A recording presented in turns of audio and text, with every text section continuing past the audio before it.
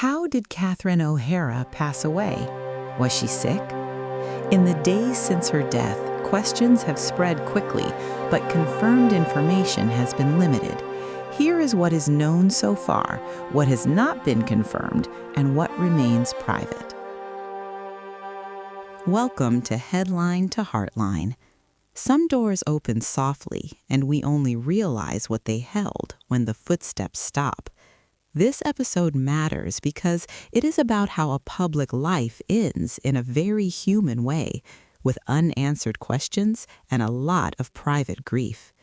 Over the weekend, reports spread that actress Catherine O'Hara passed away on January 30, 2026. And for many of us, the news landed with a particular ache because she still felt present, not tucked away in an old chapter. Catherine O'Hara had that rare gift of making you laugh without pushing and then, just as easily, making you feel understood. Many people first remember her as the fiercely loving mother in Home Alone, racing through airports with her coat half on and her worry fully visible. Later, she gave us Moira Rose on Schitt's Creek, a character so bold and specific that even a single word could sound unforgettable. Long before either of those, she helped shape modern comedy through sketch work and ensemble performances, and she kept building, decade after decade, with film roles that became touchstones, including Beetlejuice, Best in Show, and A Mighty Wind, plus voice work that quietly turned into comfort viewing for a lot of families. She wasn't just part of our memories, she was still part of our shared culture. That is why one detail has been sitting with people. This awards season, she was reported to be recognized again for recent television work, with mention of a Golden Globes nomination in the conversation around her latest projects. And yet, she wasn't at the ceremony. At the time, no public explanation was offered, and most people simply moved on. Now, with the news of her death, some are looking back at that absence and wondering whether it was an early sign that she was already unwell. That connection has not been confirmed, and it's important to keep it in the category of hindsight, not fact, but it helps explain why this story is hitting so many people so personally. As for what happened, public reporting has been careful and limited.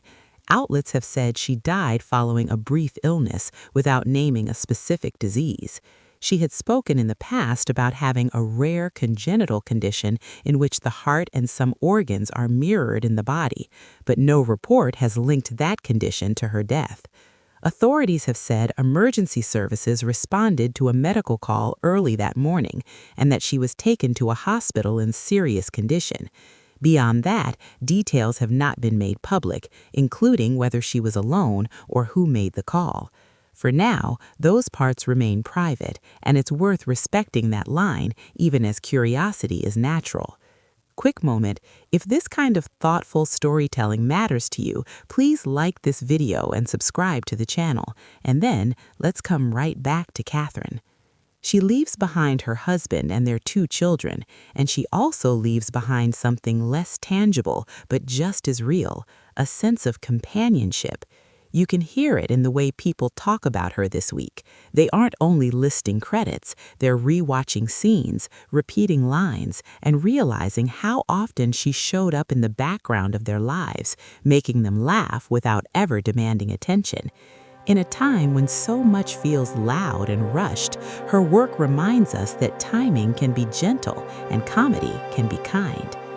Thank you for spending these moments with me and for bringing your attention and care to this story. Please subscribe to the channel and like the video before you go, and I'll see you next time. Some doors close quietly, but the rooms they opened stay lit, and her light still guides us as we walk on.